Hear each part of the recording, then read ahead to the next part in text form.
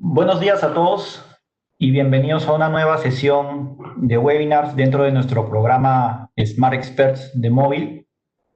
El día de hoy vamos a tocar el tema de filtración y control de la contaminación, el cual va a estar a cargo de Sergio Galán. Sergio es jefe de servicios de microfiltrado y líder del área técnica de filtración. Tiene 20 años ligados a la compañía Copec como jefe de servicios y asesor del servicio técnico de microfiltrado.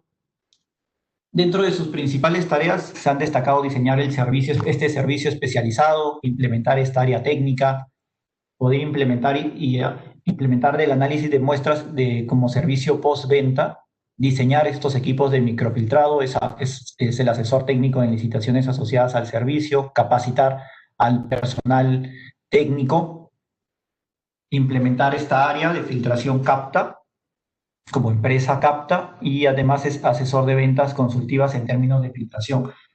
Sergio tiene una amplia experiencia en términos de microfiltrado y en términos de control de contaminación y nos va a compartir todo su conocimiento en esta sesión del día de hoy.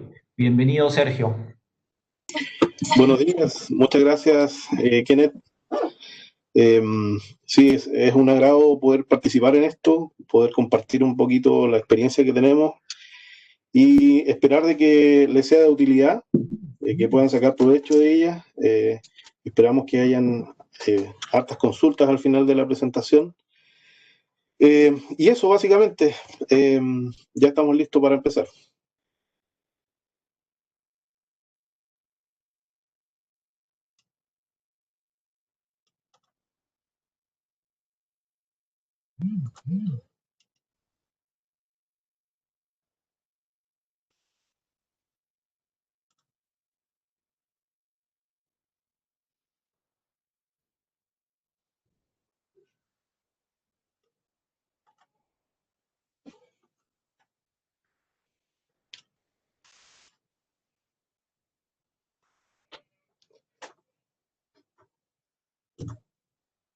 ¿Ven la presentación ahí? Sí, estamos. Ok, listo. Ahora sí, desde el inicio. Gracias, Sergio. Perfecto. Súper. Bien.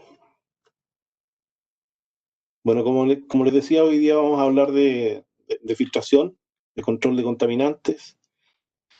Eh, antes de partir revisando el proceso, el servicio, vamos a revisar algunos conceptos básicos, ¿ya? Que nos van a permitir entender o sensibilizar eh, con respecto a lo que tenemos que hacer, las acciones que debemos tomar y cómo ejecutar los planes para poder controlar este tipo de contaminantes. ¿Bien? Bueno, el microfiltrado es un proceso especializado, como dice ahí, de purificación de fluidos y bueno, es básicamente la remoción de impurezas o micropartículas, ¿ya? Es un servicio tipo diálisis. Bueno, diálisis es el proceso, ¿verdad? Que es una purificación, y microfiltrado básicamente por los tamaños de partículas a los que apuntamos controlar, ¿ya? Sabemos que los componentes pueden estar contaminados por agentes extraños, ¿verdad? Que pueden ingresar durante la fabricación de los equipos, durante la operación, la manipulación de fluidos, etcétera, como lo vamos a ver un poquito más adelante. Entonces, el objetivo principal de este servicio es proteger los componentes y obviamente los equipos, ¿ya? Es mantener la contaminación controlada al mínimo posible, eh, con el objetivo de poder lograr la vida útil para la que están diseñados los equipos o extenderla, ¿ya? Obviamente dentro del objetivo también es evitar fallas, que es parte del proceso, cumplir con estándares de limpieza, que también es parte de, y mantener garantías, ¿ya? Está comprobado en el fondo que la contaminación tiene directa relación con las fallas, ¿verdad?, de los equipos, sobre todo en los sistemas hidráulicos, ¿ya? Bueno, aquí vamos a ver algunos conceptos como la contaminación según su origen, ¿ya? Tenemos la contaminación inicial.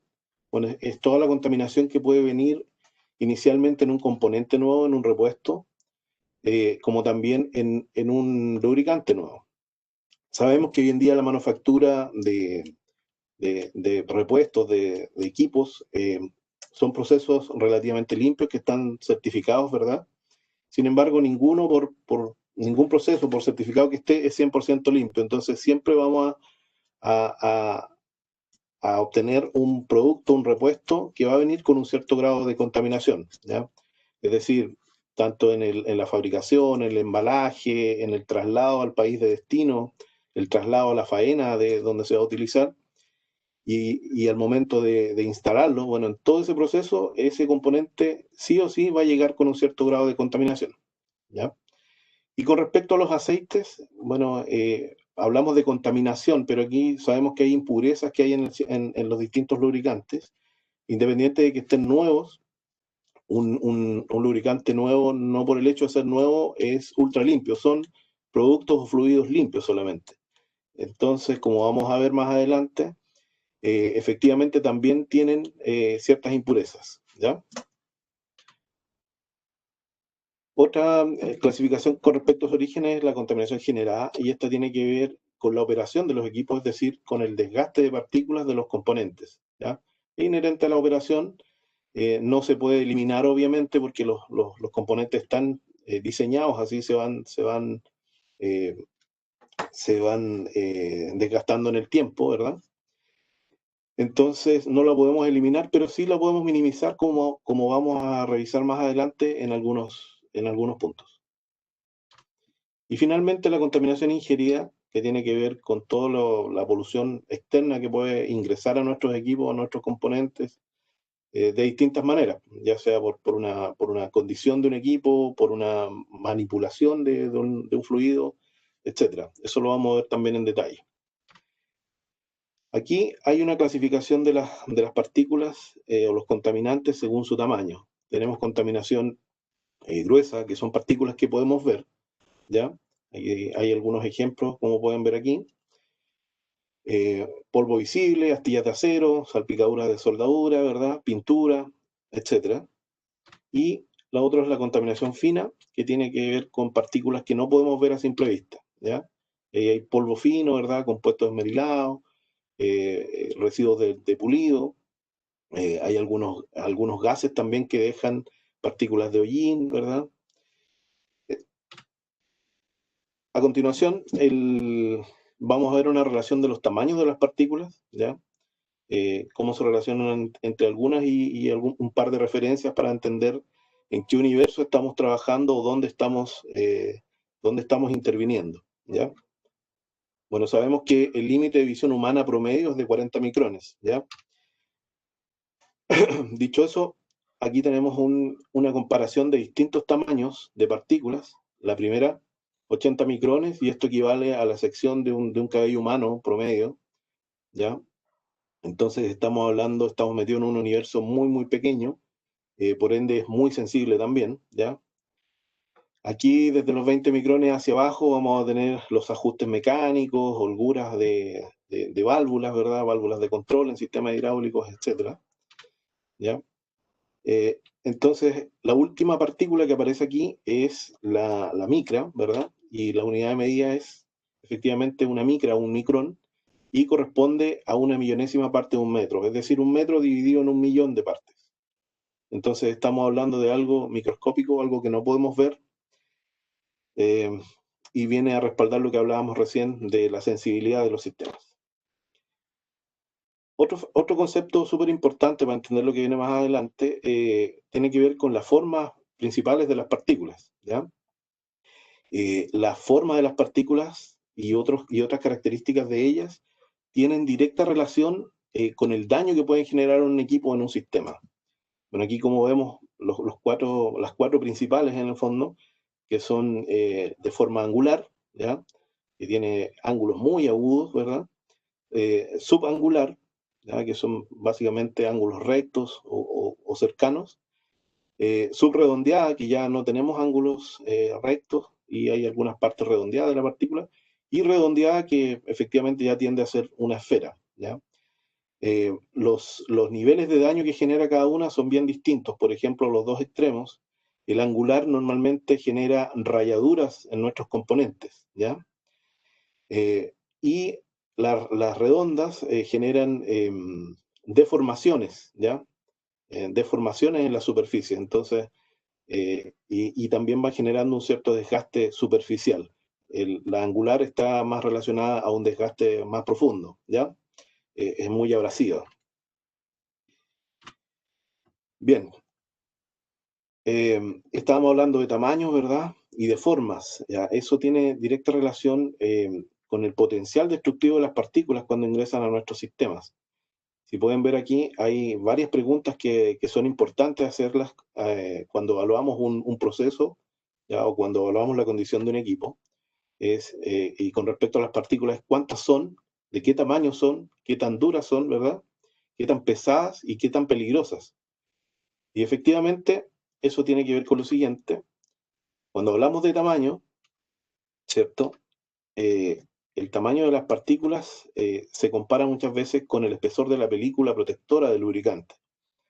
Entonces, si sabemos que en promedio una película lubricante puede tener 5 micrones e ingresa una partícula que mide 10 micrones, evidentemente la película protectora del lubricante no nos va a servir mucho para proteger nuestro equipo del daño de esa partícula, ¿ya? Porque va a sobresalir de esa película protectora.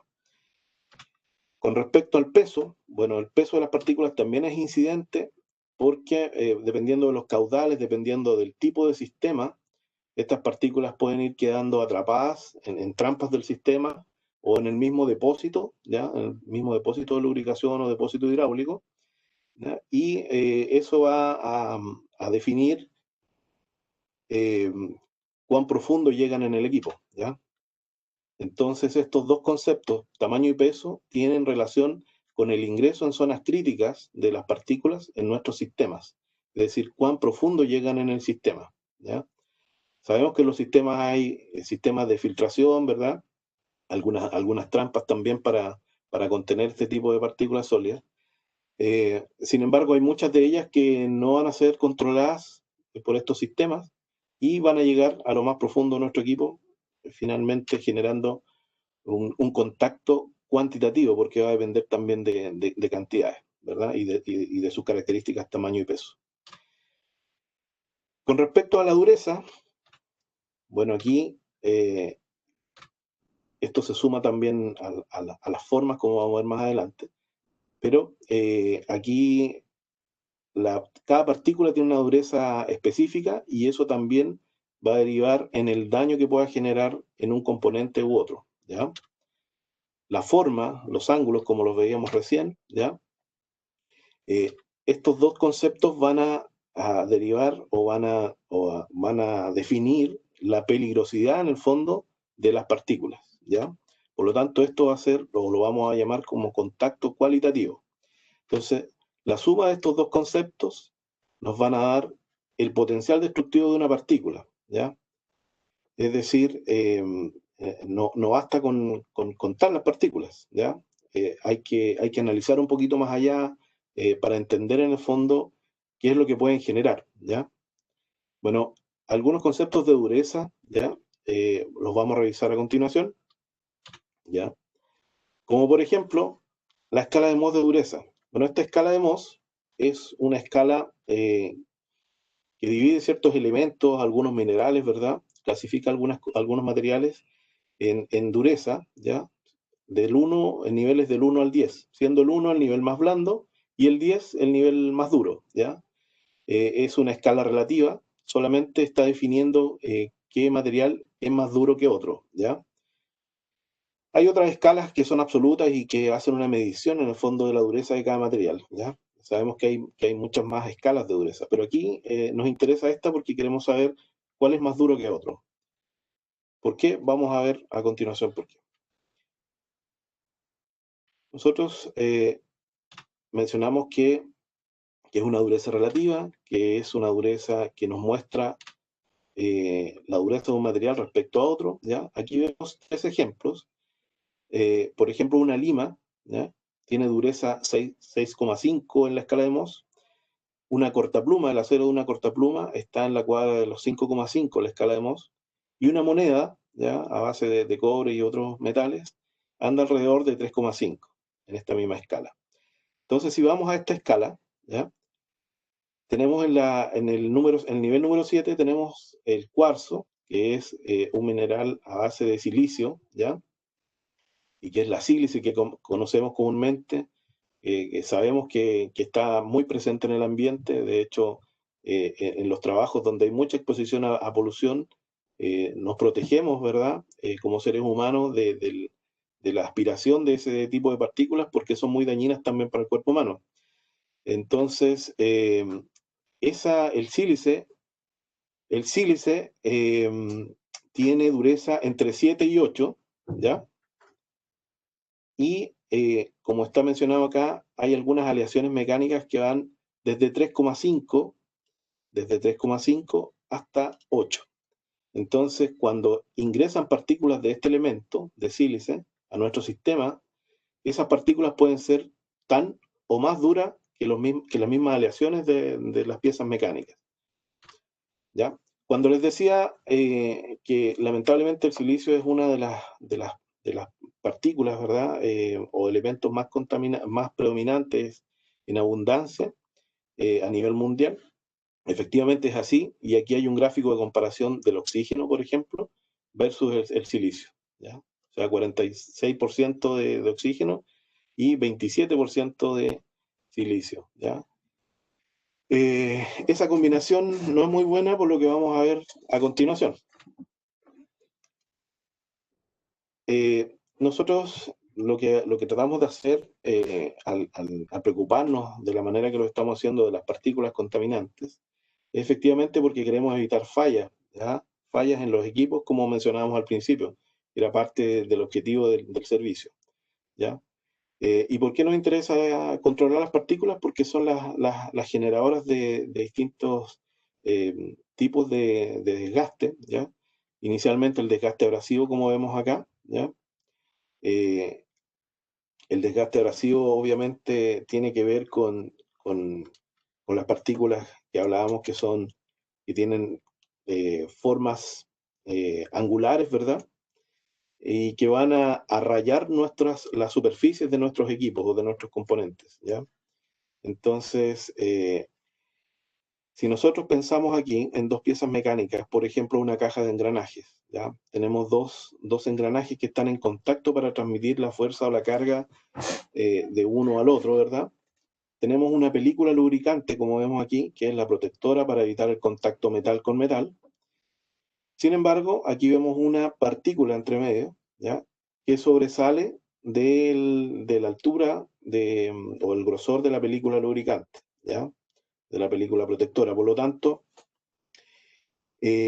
cuando nosotros pensamos que hay una carga de un engranaje transmitiendo esa carga a otro engranaje, hay una fuerza, ¿verdad? Y esa fuerza está distribuida en la sección o en el área de contacto de un diente con el otro, ¿ya?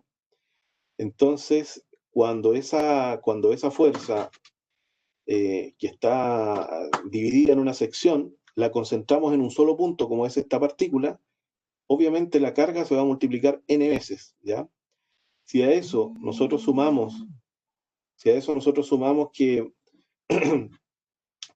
que esa partícula es dura y que además tiene forma angular, es la combinación más nefasta que vamos a encontrar al interior de una caja de engranajes, ¿ya? Porque efectivamente va a venir a rayar, a pulir nuestras piezas mecánicas, ¿ya? Y va a acelerar el desgaste, ¿ya? Por lo tanto, la vida útil para la que está diseñada esta caja de engranajes efectivamente no se va a cumplir, ¿ya? Y finalmente vamos a tener que cambiar las piezas mucho antes, ¿ya? Lo que genera este desgaste abrasivo es una aceleración del desgaste, obviamente, ¿ya? Bueno, como ven aquí, la combinación perjudicial de factores en el fondo es el tamaño de las partículas, la dureza de las partículas, la forma de las partículas y los movimientos y las cargas involucradas en este tipo de sistemas. Por otro lado, otro tipo de desgaste es el desgaste erosivo, ¿ya? Aquí esto tiene que ver más con los sistemas hidráulicos, por ejemplo, donde sabemos que el aceite hidráulico cumple otra función. En la caja de engranaje, aquí en el sistema hidráulico, lo que se hace es transmitir fuerza de un punto a otro, ¿verdad? Para generar movimiento, ¿ya? Por lo tanto, en ese proceso, lo que involucra es movimiento caudal del aceite. Es un aceite que está viajando a una cierta velocidad dentro del sistema. Por lo tanto, todas las partículas que están contenidas en este mismo sistema, en este mismo aceite, van a viajar también a la misma velocidad que va el aceite. Por lo tanto, van a ir golpeando cíclicamente distintos puntos del sistema, ¿ya? Esa partícula no va a ir por el centro de la línea hidráulica, sino que va a ir golpeando por donde se cruce algo, ¿ya? Es decir, hay una reducción del calibre de la línea, hay una válvula de control, ¿verdad? Hay un cambio de dirección, por ejemplo, un codo, ¿ya? En todos esos puntos esta partícula no va a pasar precisamente por donde tiene que pasar. Va a ir chocando por las paredes hasta lograr llegar a donde va. Entonces, en ese golpeteo cíclico va a ir generando erosión, ¿ya? Es lo mismo que generan las sales contenidas en el mar, ya con las rocas que vemos en la playa. Efectivamente son esas sales las que van desgastando eh, eh, las rocas, obviamente con un tiempo mucho más desacelerado, pero aquí en los sistemas hidráulicos ese desgaste erosivo es muy acelerado, ¿ya? Por lo tanto, también nos va a obligar a cambiar repuestos, ¿verdad?, antes de tiempo, y puede generar también fallas catastróficas que finalmente generan pérdidas. ¿Bien? Bueno, algunos medios de contaminación son armados de componentes, ¿ya? Ya vimos que la contaminación inicial venía muchas veces en los componentes, en los repuestos, ¿verdad? Independiente del proceso, de que el proceso estuviera certificado, ¿ya? Transporte inadecuado, bueno, aquí vemos un camión granelero con sus escotillas abiertas, con sus escotillas sucias, se nota que ha tenido algunos derrames, ¿verdad? Entonces, son condiciones que vienen a jugar en contra con respecto a la contaminación, ¿ya? Estanques subestándar. Bueno, al día de hoy aún encontramos en algunas instalaciones estanques que tienen respiraderos como cuello de cisne, como el que vemos acá, ¿ya? Sabemos que hay muchos esfuerzos para limpiar los fluidos, ¿ya? Los lubricantes, por ejemplo, se instalan dializadoras, ¿verdad? Sin embargo, no hay esfuerzos o muchas veces nos olvidamos de esta parte, ¿ya? Y finalmente, si hacemos un esfuerzo grande por limpiar los fluidos, el lubricante, por ejemplo, y aquí no ponemos una barrera, efectivamente vamos a perder tiempo y recursos, ¿ya? Es lo más importante. Almacenamiento incorrecto. Bueno, aquí vemos un tambor de aceite, ya que está a la intemperie, está contaminado. Si bien es cierto, está nuevo, está sellado, está con sus tapas, ¿verdad? Con sus sellos. Sin embargo, todos los envases están expuestos a cambios de temperatura y presión, ¿ya? Por lo tanto, eso genera que se expandan y que se contraigan. Por lo tanto, cualquier contaminante que esté cerca de los tapones, como se ve en la imagen, ¿ya? Eh, en ese momento de expansión y contracción se genera una respiración. Por lo tanto, todas esas partículas van a ir a parar al interior de nuestro aceite, independiente de que esté nuevo, ¿ya? Entonces, hay que tener conciencia de que el almacenaje es muy importante también en el control de contaminantes, ¿ya? Sabemos que los envases de lubricantes tienen que estar encapsulados en una sala cerrada, no expuestos a la intemperie, ¿verdad? Y ojalá también almacenados de manera horizontal, ¿ya? Eso permite que el nivel de aceite genere un sello más eficiente en los tapones y en los sellos de los tapones, ¿ya? Esos sellos de los tapones también están sometidos a cambios de temperatura y de presión, por lo tanto también sufren expansión y contracción. Por lo tanto, si están así, como se ve en la fotografía, efectivamente van a permitir el ingreso de contaminantes, ¿ya? Durante la operación de los equipos, bueno, aquí esto no lo podemos eliminar, como hablábamos en un principio, sin embargo, lo podemos minimizar. Eh, ¿Cómo lo podemos minimizar? Bueno, aquí es donde tenemos que eh, generar alianzas estratégicas entre los proveedores de lubricantes, los proveedores de servicios con nuestros clientes, eh, para evaluar todo el proceso y poder controlar también la condición de los equipos, ¿ya? Es decir, tener un equipo sin fugas, por ejemplo, operando sin fugas, es vital para evitar que entre contaminación en este punto durante la operación, ¿ya? Bueno, otros medios de contaminación son las malas prácticas de lubricación, ¿ya? Tenemos rellenos subestándar. Aquí vemos en la imagen vemos un rack de lubricación con una pistola sumergida donde está el resumidero de gotas, ¿verdad? Entonces aquí hay mucha contaminación, hay algunas de las líneas que no tiene cortagotas, ¿verdad? Conectores rápidos, es decir, se está trabajando con un estándar muy, muy bajo, ¿ya? Condiciones subestándar como las que vemos acá, vemos puntos de descarga de lubricantes a granel, donde no hay, por ejemplo, una capucha que proteja esto de la contaminación. Lo ideal es que esto esté encapsulado en una sala. Si eso no se puede, esto por lo menos tiene que estar aislado. Y aquí vemos un housing portafiltros. Bueno, ese housing también debiera estar aislado porque al momento de realizar ese cambio de filtros, también vamos a sumar contaminación si es que esto está expuesto, ¿ya? Aquí en la otra fotografía vemos fugas también en el sistema, ¿ya? De abastecimiento. Entonces, todo ese tipo de cosas nos van jugando en contra con respecto al ingreso de contaminantes a nuestros sistemas, ¿ya? Tapones de relleno sueltos o expuestos. Bueno, cuando hacemos las mantenciones muchas veces soltamos tapones, a veces se nos olvida una herramienta, volvemos al pañol. Entre ese proceso han pasado 10 minutos o 15 minutos de exposición, ¿ya?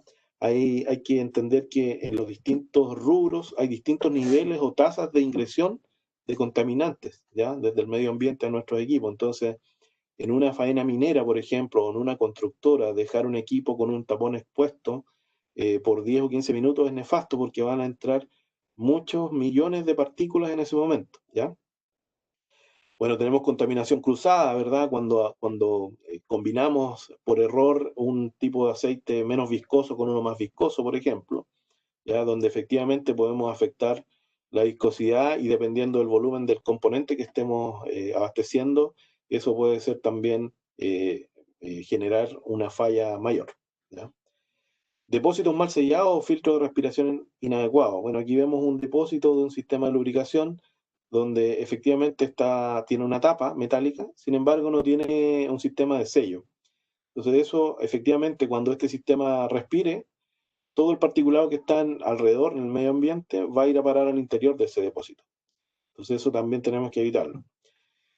Y los filtros de respiración inadecuados, bueno, muchas veces, como les decía, en depósitos tenemos sistemas de diálisis para el lubricante. Sin embargo, perdón, tenemos diálisis de lubricante, no sé, con 3 micrones como grado de filtración.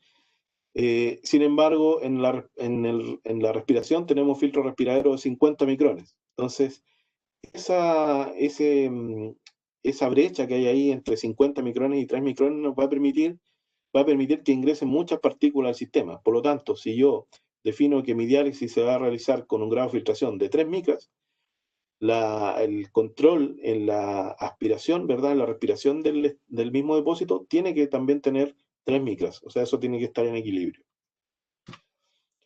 Bueno, aquí hay otro concepto que tiene que ver con los programas de microfiltrado, ¿verdad? La exclusión, ¿ya?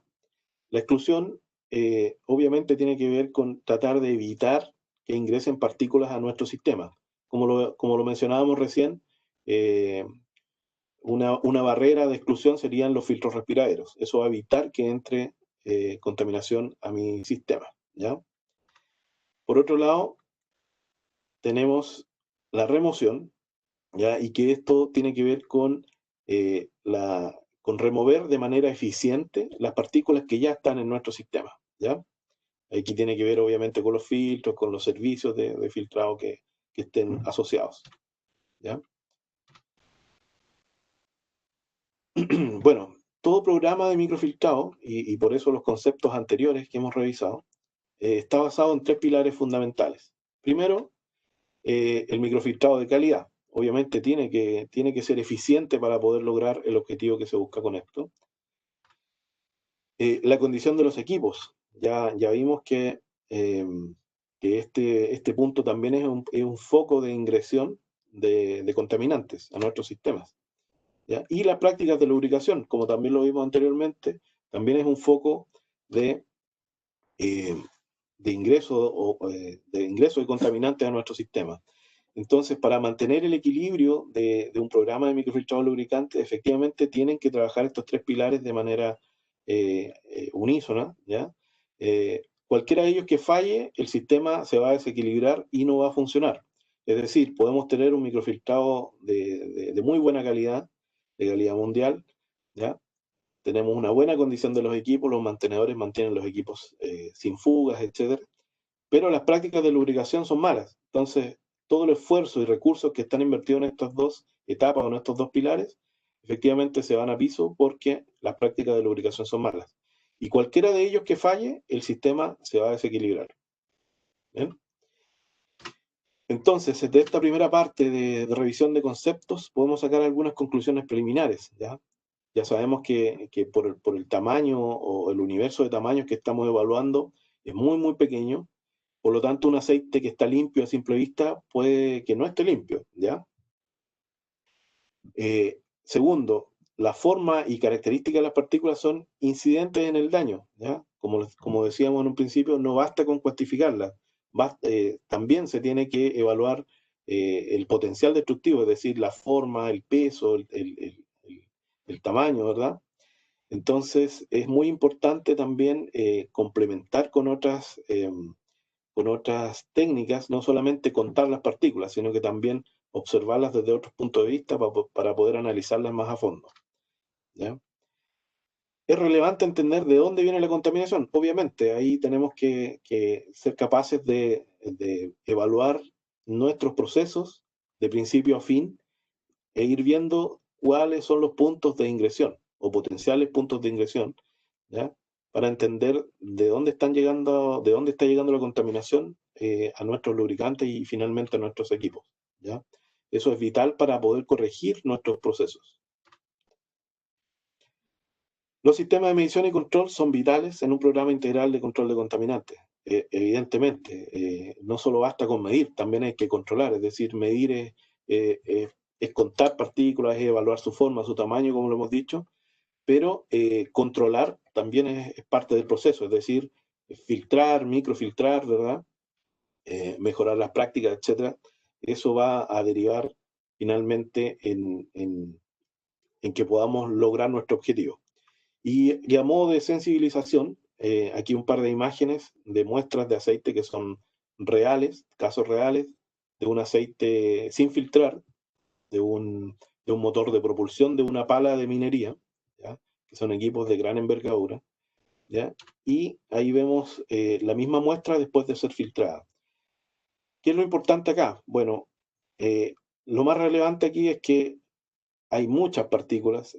Esto más que un lubricante parece una pasta abrasiva, ¿ya? Es decir, aquí hay muchas partículas sólidas y la más predominante, como estas blanquitas que vemos aquí, son sílice, ¿ya? Entonces son partículas muy duras además. Ya. En la parte de abajo vemos la misma muestra de aceite, pero después del servicio de filtrado o microfiltrado, ¿ya? Si bien es cierto, ya aquí no hay una saturación de partículas, hay partículas en condiciones normales, es decir, en distribución y tamaños normales, pero todas estas partículas que brillan con color plata son partículas de desgaste. Por lo tanto, aquí, cuando llegamos a estos niveles de contaminación, el daño es irreversible. Independiente de que limpiemos y recuperemos el lubricante, el daño al equipo es irreversible, ya está hecho. ¿Bien? Bien, ¿cómo nosotros certificamos de alguna manera lo que hacemos? Bueno, estamos basados, estamos soportados en la norma ISO 4406, ¿ya? Que de alguna manera esta norma permite medir cuantificando las cantidades de partículas sólidas en un fluido, ¿ya? Y distribuyéndolas por distintos tipos de tamaño, ¿ya? Eh, Algo muy relevante aquí es que este testeo está realizado, está basado en un ml de fluido. Y más adelante vamos a ver por qué es tan importante eso. Bueno, el alma de la ISO es esta tabla que vemos acá, donde se tabulan distintos niveles o códigos ISO. ¿Ya? Aquí aparece del 7 al 24, pero esto puede seguir más arriba. ¿Ya? Pero cómo va clasificando cada código, tiene tiene un rango mínimo y un máximo, ¿ya? Que va clasificando para cada código. Es decir, más de 1300 y hasta 2500 corresponde a un código 18, ¿ya? Tal como vemos acá, ¿ya? Eh, si tenemos más de 320 y hasta 640, corresponde a un código 16, ¿ya? Así va haciendo esta clasificación la norma, ¿ya? Pero, ¿cómo se conforma un código ISO? ¿Ya? El código ISO, para eso vamos a definir, o vamos a entender de aquí adelante, como X, Y y Z, ¿ya? Para entender el ejemplo. A la derecha ven un voucher, que es un conteo de partículas o un certificado que entrega un contador de partículas, ¿ya? Donde va a aparecer obviamente la fecha, la hora y el código ISO que nos está entregando, ¿ya? Perdón. Aquí aparece también el particulado de los distintos tamaños, ¿ya? De distintos tamaños. Aparece también el volumen en el que está haciendo el muestreo, ¿ya? Pero aquí hay algo muy importante. El X y Z los mencionamos así porque las partículas mayores, iguales o mayores a 4 micrones van a estar al principio. En el medio van a estar las partículas iguales o mayores a 6 micrones.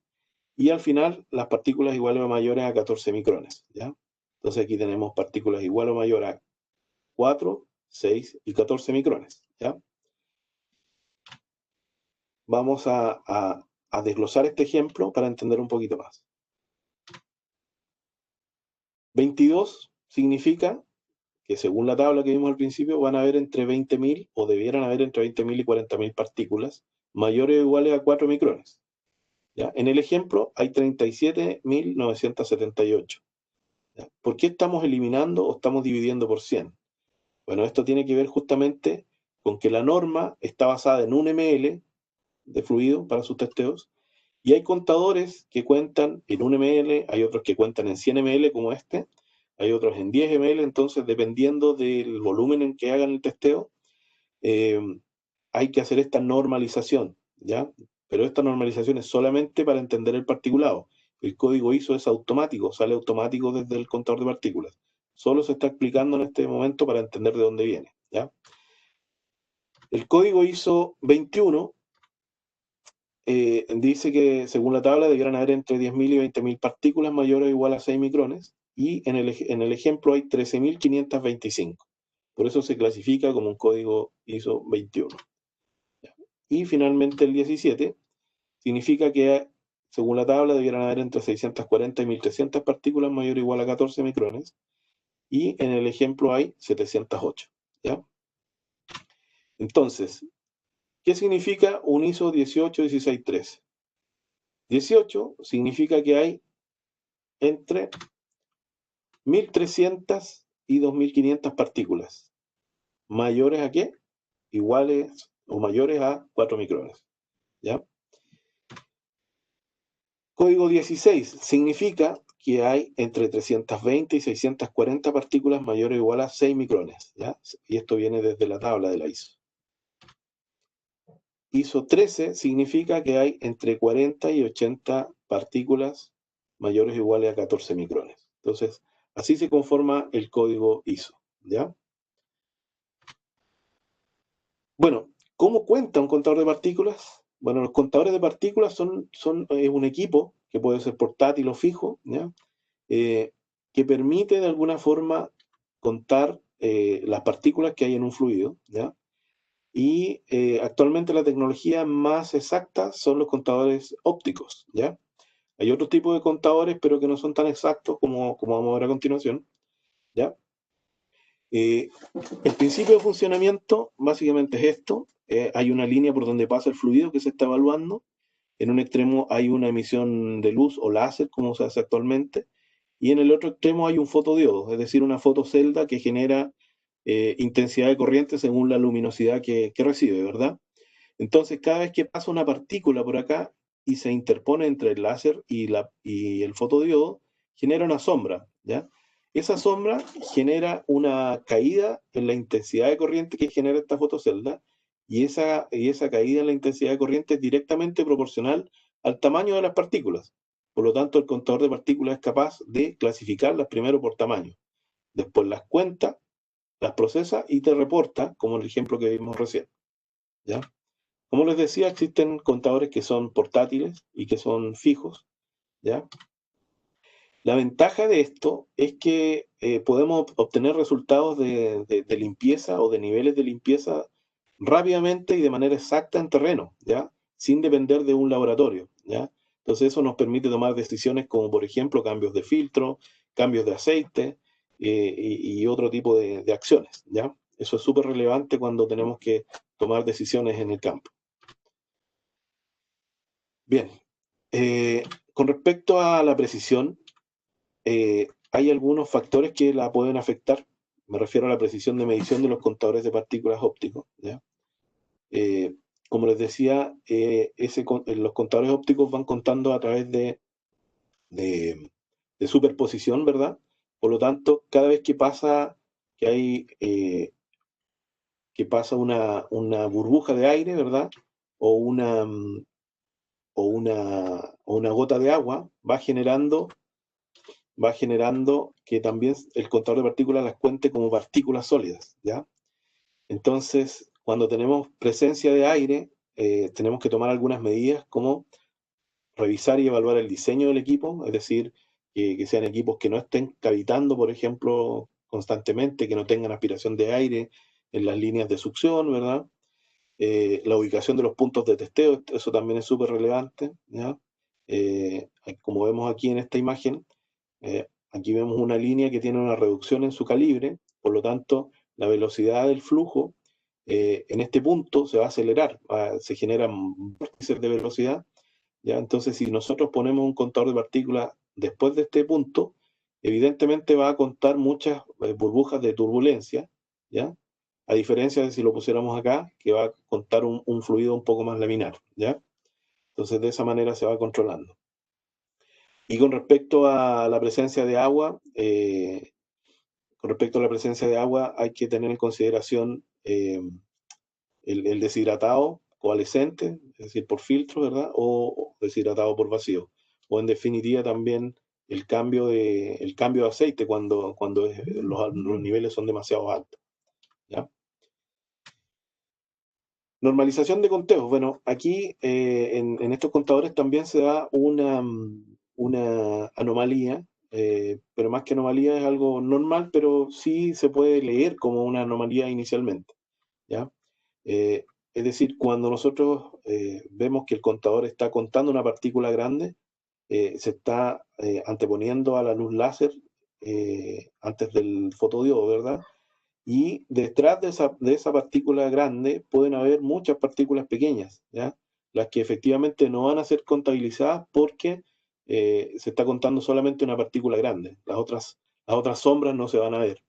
Por lo tanto, es común que nosotros podamos ver en un gráfico de evolución de un servicio de microfiltrado que inicialmente vamos a empezar a eliminar o a controlar con los filtros las partículas más grandes, obviamente primero, ¿ya? Y aparentemente las más pequeñas, aquí como ven de 4 micrones, empiezan una cierta tendencia a subir, ¿ya? Pero una vez que nosotros llegamos al control más o menos definitivo de las partículas más grandes o eliminar la mayor cantidad, aquí esta curva empieza a normalizarse, ¿ya? Y esa es la etapa de normalización, es decir, todos los tamaños de partículas empiezan a disminuir, ¿ya? Hasta que terminamos el servicio. Entonces, es importante también entender esto porque los tiempos de servicio, dependiendo obviamente del volumen, del componente y de la dificultad que tenga el servicio, es importante que podamos tener el tiempo necesario, por diseño obviamente, para poder realizar el servicio, ¿ya? Porque efectivamente si nosotros detuviéramos el servicio en este punto, aparentemente más que limpiar, estaríamos ensuciando el lubricante o el fluido, ¿ya? Pero no es así, es parte del proceso, ¿ya? Eso no se da siempre, pero se da dependiendo de la distribución de tamaños de partículas. Bien, eh, Como les decía, la tecnología óptica es la más exacta que existe hasta el momento, porque hay otros tipos de contadores que no cuentan, ¿ya? El contador por bloqueo de poros, por ejemplo, es un contador que funciona con una malla que está graduada, ¿ya? Esa malla está en un sistema donde se hace pasar una muestra. A medida que se van tapando estas perforaciones de la malla graduada, se va generando una pérdida de carga en el fluido, ¿verdad? Esa pérdida de carga la toma un sensor, ¿ya? La mete a un algoritmo matemático y hace una estimación de cuántas partículas podrían haber de un tamaño o de otro. Entonces, en ningún caso cuenta, solamente es una estimación. Bueno, obviamente esto es menos exacto, ¿ya? Es menos efectivo para fluidos limpios, pero sí sirve para aceites muy contaminados donde la tecnología óptica no sirve. Es decir, un aceite que tenga, por ejemplo, hollín, es imposible contarlo con un contador óptico, o casi imposible, eh, pero esto es mucho más adecuado porque nos da una idea, una estimación de los niveles de limpieza, ¿ya? Algunas consideraciones para los conteos de partículas desde botellas, ya cuando hacemos conteos de partículas desde muestras. Bueno, sabemos que cuando hacemos un servicio nosotros nos conectamos en línea, en circuito cerrado, in situ, donde estamos realizando el servicio, ¿ya? Eso evita que factores externos alteren la medición, ¿ya? Sin embargo, cuando hacemos una medición de botella, efectivamente hay influencia de factores externos, ya como polución o contaminación ambiente o incluso la contaminación de la misma botella, ¿ya? Entonces, como servicio, para nosotros un conteo de una muestra es solamente referencial y no definitiva, ¿ya? Bueno, como les mencionaba, la limpieza de botella es súper importante también considerarlo cuando hablamos de conteo de partículas, ¿ya? Hay una ISO que es la 3722 que permite controlar la limpieza de estas botellas que usamos para muestreo. Sin embargo, es una certificación muy cara y considerando la cantidad de muestras que se mueven los distintos clientes, obviamente es algo inviable, solamente se utiliza para casos muy específicos, muy delicados, ¿ya? Pero efectivamente, si tomamos un conteo de una muestra, tenemos que tener claro de que ese código ISO va a salir mucho más alto o va a salir más alto del que tomamos conectado en línea en circuito cerrado, ¿ya? Eh, Eso obviamente tiene que ver con lo siguiente. Aquí podemos hablar de un ISO 1813 tomado en línea, ¿ya? Y si tomamos ese mismo conteo desde una muestra, efectivamente nos puede dar un 2015 o un 2116 como código ISO. Es decir, puede subir de 2 a 3 códigos, ¿ya? Y eso tiene relación obviamente con lo siguiente, que basta una pequeña cantidad de partículas, es decir, aquí hablamos de un ppm, para subir 1 o 2 grados el código ISO. Entonces, súper relevante. La influencia de las burbujas también es importante, ¿ya? Cuando hacemos conteos desde muestras, sobre todo en los lubricantes más viscosos, donde la tensión superficial es totalmente distinta, la disipación de burbujas es mucho más lenta, pueden pasar días incluso de que se disipe una burbuja por sí sola. Entonces, en estos casos se recomienda utilizar un baño ultrasónico que acelera ese proceso de eliminación de burbujas antes de tomar un conteo de partículas, ¿ya? Bien, ahora pasamos a las estrategias de medición y control.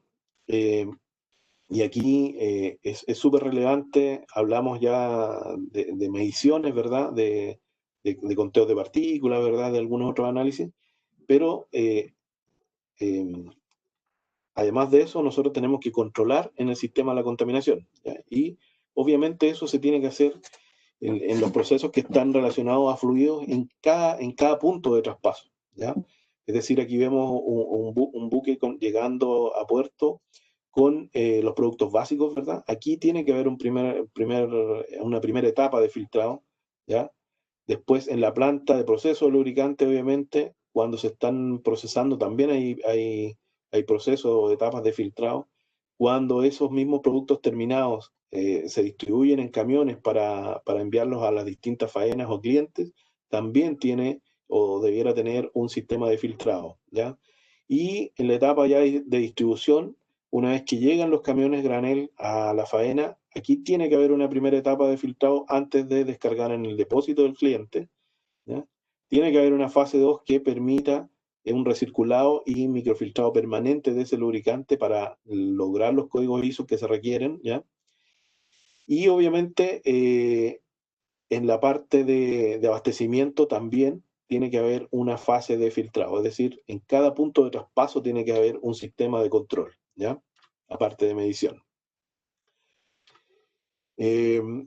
Como les decía, aquí está el resumen de los puntos de traspaso, en el transporte, en el traspaso o trasvase de los fluidos, en el almacenamiento y abastecimiento, ¿ya? La idea es que al momento de cargar los productos a nuestros componentes, ya podamos certificar que van limpios o ultra limpios, dependiendo de cómo se requieran, ¿ya? Bueno, ¿dónde recomendamos testear? Antes o después del filtro para reportar. Bueno, eso va a depender de lo que estemos haciendo, ¿ya? Por ejemplo, en los servicios in situ, donde hacemos un servicio conectado en circuito cerrado a un componente, lo adecuado es realizar ese conteo antes de que pase por el sistema de filtros, ¿ya? ¿Por qué? Porque eso nos permite evaluar cómo está el aceite al interior del estanque y no cómo está saliendo después del filtro, ¿ya? Almacenamiento. Bueno, en este caso es lo mismo, es decir, tenemos que medir antes del filtro para ver cómo está la condición al interior de nuestro estanque, ¿ya? Y en abastecimiento aquí es distinto. ¿Por qué?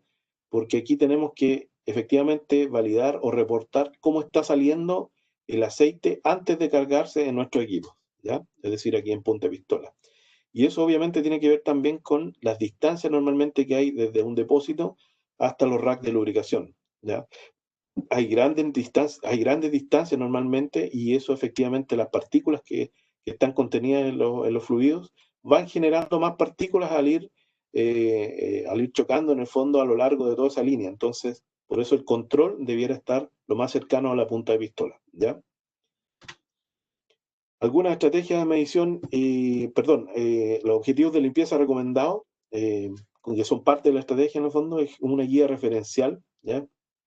Sabemos que el objetivo principal de esto es proteger los componentes, ¿verdad?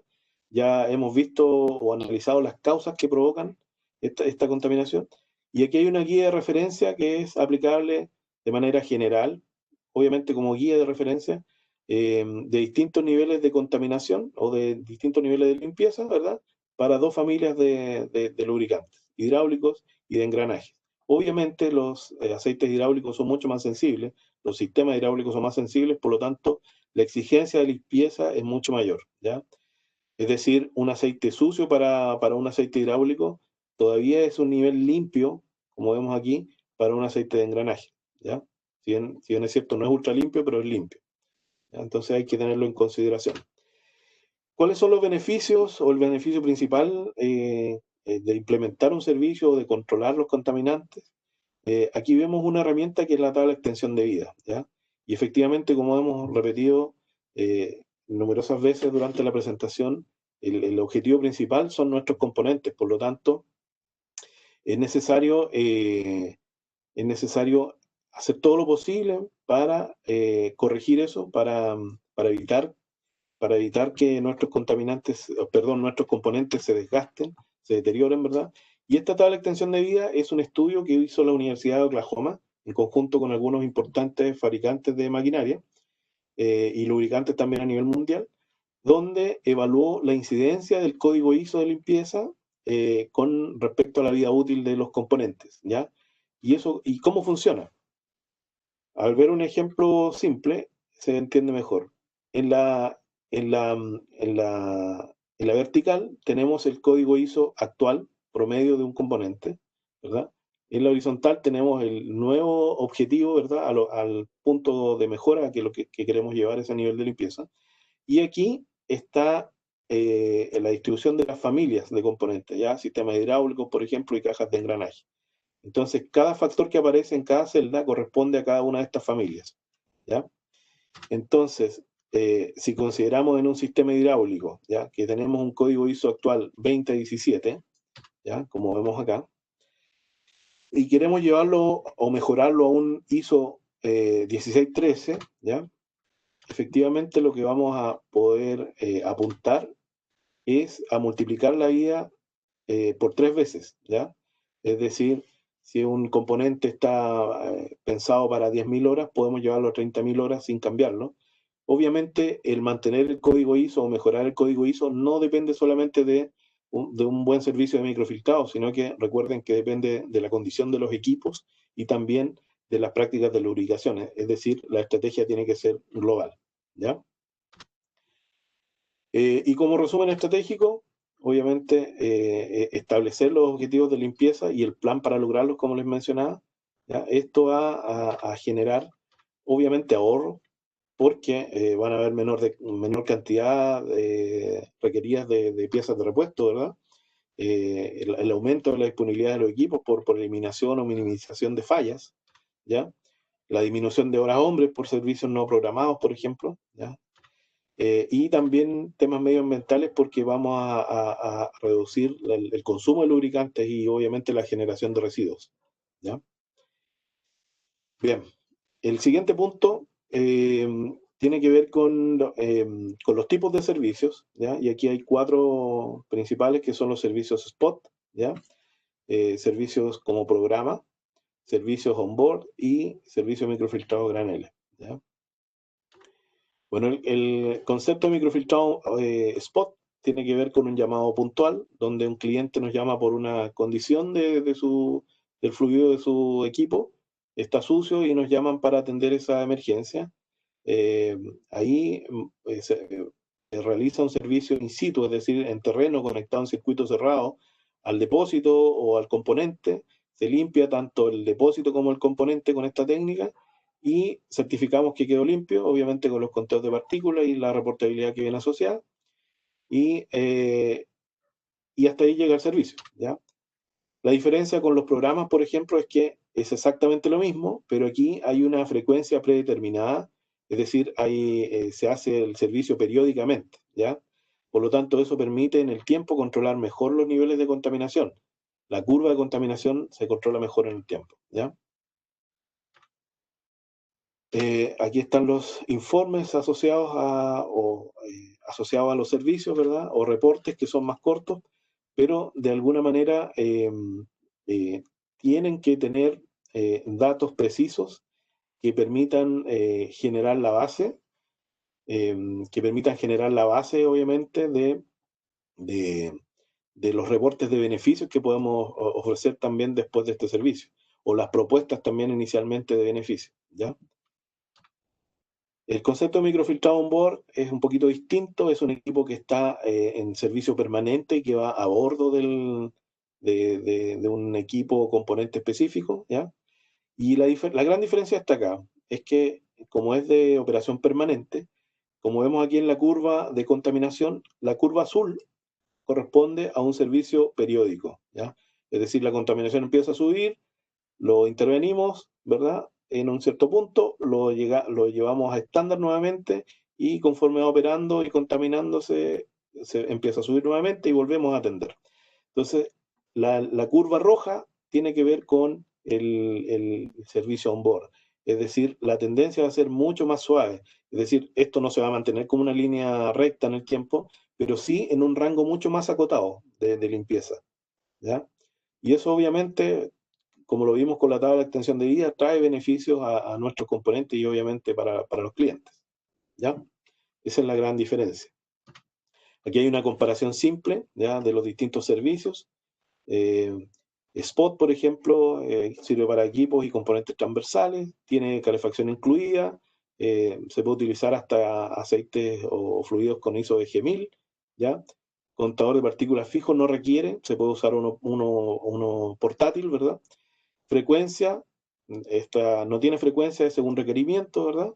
Y el control de limpieza en el tiempo es un buen control, ¿ya? Si lo comparamos con no hacer el servicio. Y los costos asociados es solamente el costo del servicio puntual.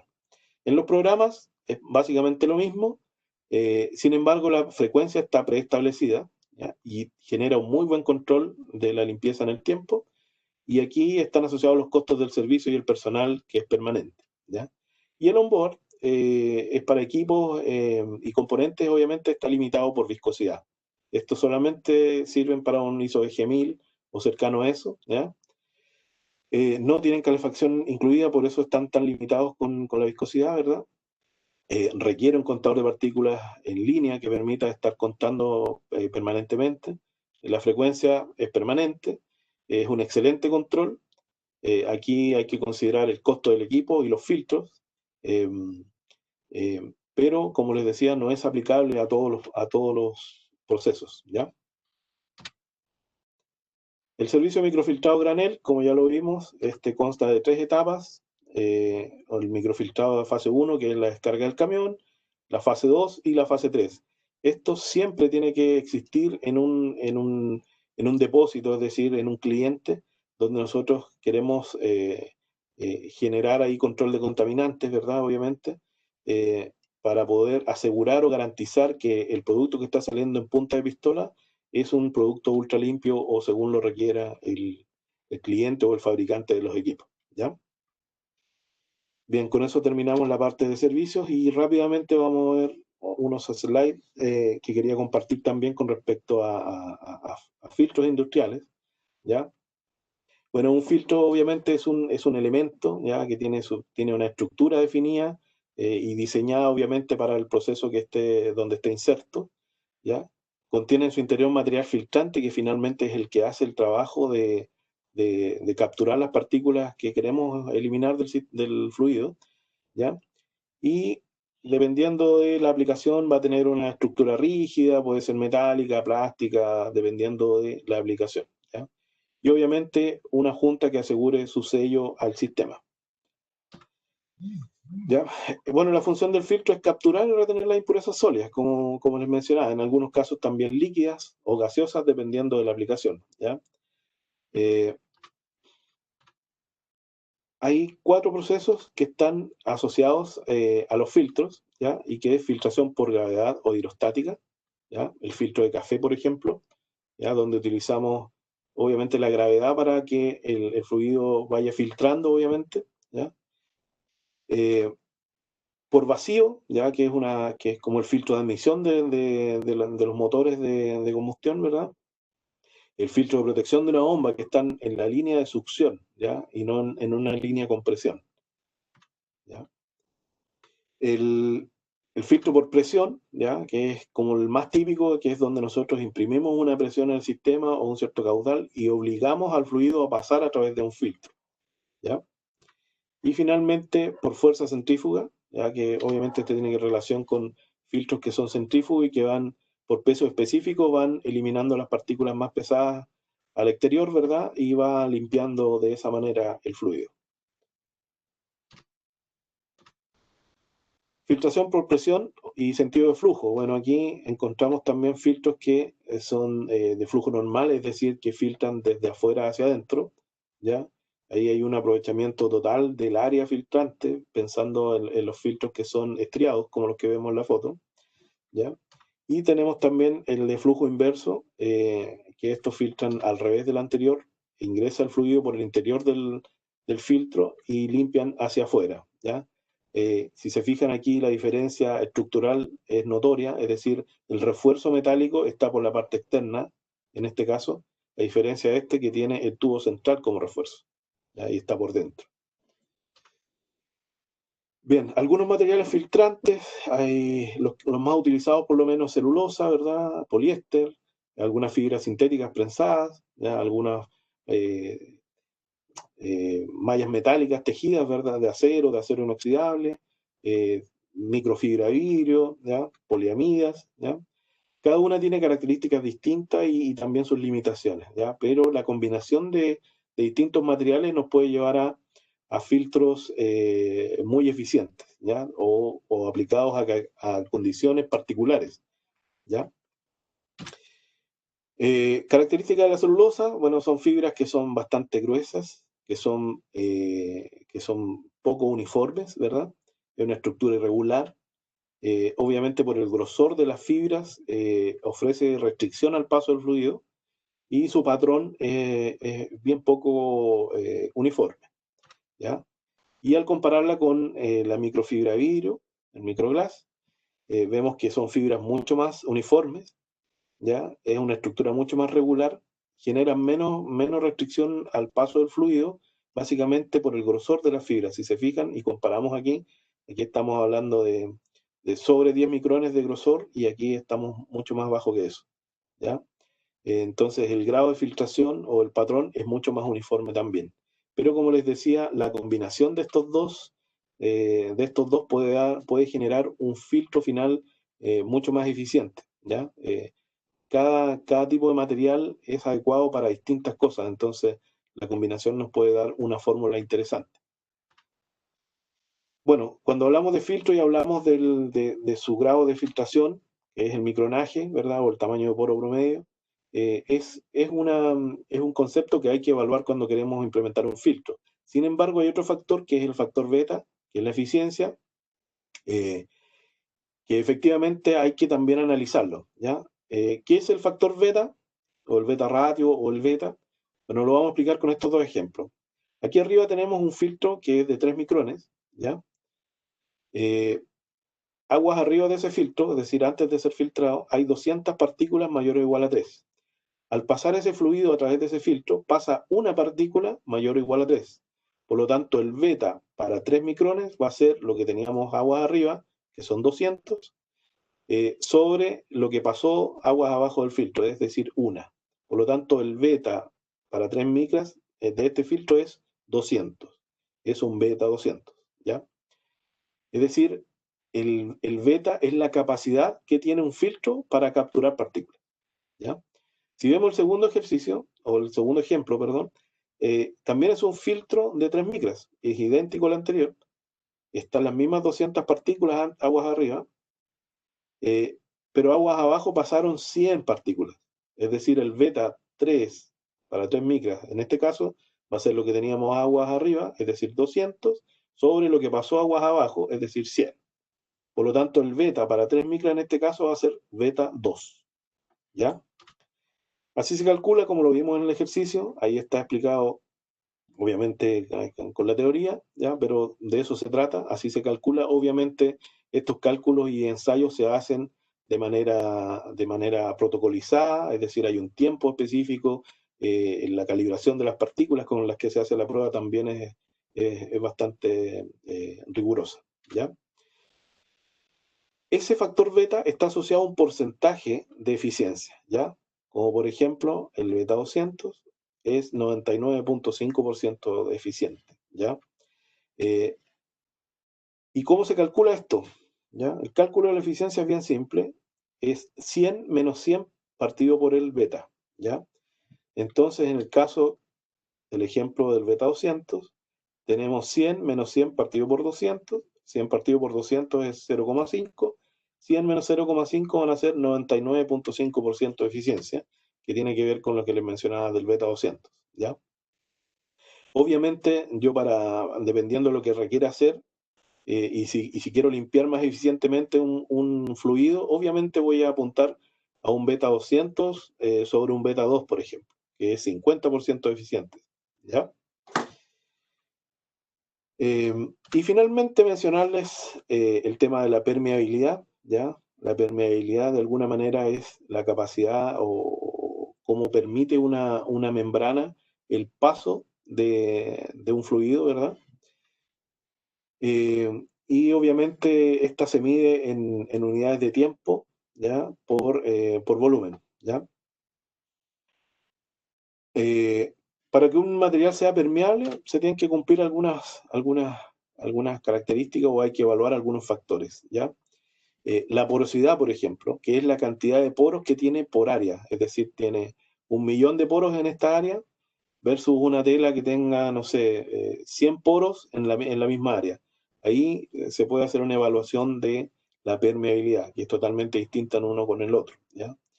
La viscosidad del fluido, obviamente también la viscosidad del fluido tiene que ver efectivamente porque hay fluidos que, dependiendo del material filtrante, van generando una reacción en contra, y sobre todo los más viscosos, ¿ya? De las fibras, es decir, la fibra, cuando el fluido choca con una fibra, que es muy gruesa, por ejemplo, genera una reacción en contra, ¿ya? Entonces, eso va evitando que sea un proceso fluido, ¿ya? Y obviamente la presión del sistema a la que está sometida, pues obviamente también depende de cómo va a ser la permeabilidad. O sea, es un factor a evaluar cuando evaluamos la permeabilidad de un filtro específico para un proceso. Bien, efectivamente tratamos de sintetizar muchos temas en una presentación. Espero que haya sido de provecho para ustedes y que haya tocado temas que son interesantes. Y quedo atento ahora a las consultas. Con eso damos por terminada la presentación. Muchas gracias, Sergio, por la presentación y todos los conocimientos que nos has compartido. Tenemos unas preguntas ¿Sí? que nos han hecho los participantes. Vamos a empezar a ver con algunas muy interesantes sobre contaminación microbiológica. Si tiene alguna influencia en la medición del código de limpieza ISO y cómo podemos controlarla. Sí, efectivamente, esta proliferación bacteriana en algunos sistemas, no en todos, pero en algunos sistemas sí, efectivamente puede generar alteraciones en la medición de código ISO. Y hay distintas técnicas, pero desde el punto de vista de filtración mecánica, hay que entender también de que la microfiltración es aplicable, la microfiltración va desde 0,1 micra hasta 10 micrones, por lo tanto es aplicable para el control de algunos microbios, por ejemplo, o familias, poblaciones microbiológicas, ¿ya?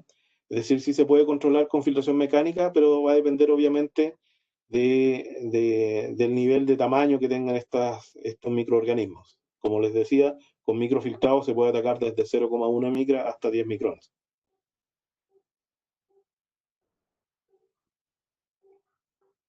Muchas gracias. Luego nos preguntan, en el caso de que yo quiero utilizar un filtro con un menor micraje, ¿qué es lo que pasa con las restricciones para el paso del lubricante en un equipo móvil, por ejemplo? ¿Y qué debería hacer? Claro, efectivamente,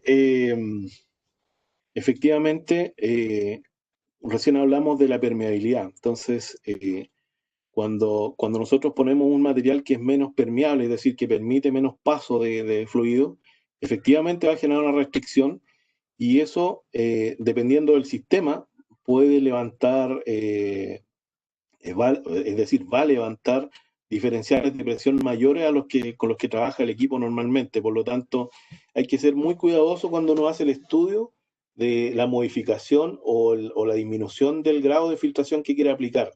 Es decir, nosotros tenemos que tener en consideración siempre los caudales de operación que necesita el equipo. Entonces, si bajar de 10 micrones, por ejemplo, como grado de filtración a 3 micrones, va a generar que vamos a tener un 50% de pérdida de carga en el fondo con respecto a los flujos de operación que necesita ese equipo, efectivamente vamos a cometer un error y vamos a generar una falla mayor, ¿ya? Es decir, hay límites normalmente en los equipos que nos van a decir hasta dónde podemos llegar. Y cuando llegamos a ese límite, efectivamente ahí aplica la filtración fuera de línea. Eso. Muchas gracias, Sergio. La siguiente pregunta está referida a la dureza de una partícula. Nos dicen, ¿por qué no se puede medir la dureza de una partícula y solo se consideran características cualitativas? Entendiendo nos dice que si la escala de Mohs es una medida relativa de la dureza, puede ayudarnos con esta medida. Sí, efectivamente. Aquí solamente mencionamos la escala de Mohs porque es una comparación entre un elemento y otro, es decir, cuál es más blando que otro. Es decir, cuando hablábamos de una partícula de sílice, decíamos que podía ser tan o más dura que las aleaciones mecánicas que encontramos en los equipos, en un sistema hidráulico, en una caja de engranajes. Entonces, solamente ocupamos esa comparación, pero efectivamente la dureza sí se puede medir y se mide, ya con otras técnicas obviamente y con otras escalas, ¿ya? Hay escalas que son absolutas y que te permiten medir cuál es el daño, incluso el tamaño del surco que puede generar una partícula en una superficie metálica. Entonces, eso sí se hace, pero no está mencionado en esta presentación, obviamente, porque no era hacia dónde apuntábamos. Solamente era una comparativa, cuál era más blando que otro, o más duro que otro. Eso. De acuerdo, muchas gracias. Otra pregunta interesante. Nos dicen que en tu presentación indicabas que el diamante es un material muy duro, más duro en escala. El silicio también lo es. Entonces nos preguntan por el hollín.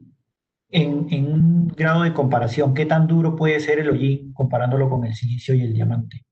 Sí, puede llegar a ser bastante duro, incluso igual o superior al sílice, ¿ya? Entonces, es, eh, es importante el controlar en el fondo la aglomeración del hollín, efectivamente por lo mismo, porque va a generar partículas más grandes en el sistema, y por eso obviamente es importante mantenerlos dispersos con los distintos productos que usemos, ¿ya? Pero efectivamente sí, el hollín puede llegar a ser muy duro, ¿ya?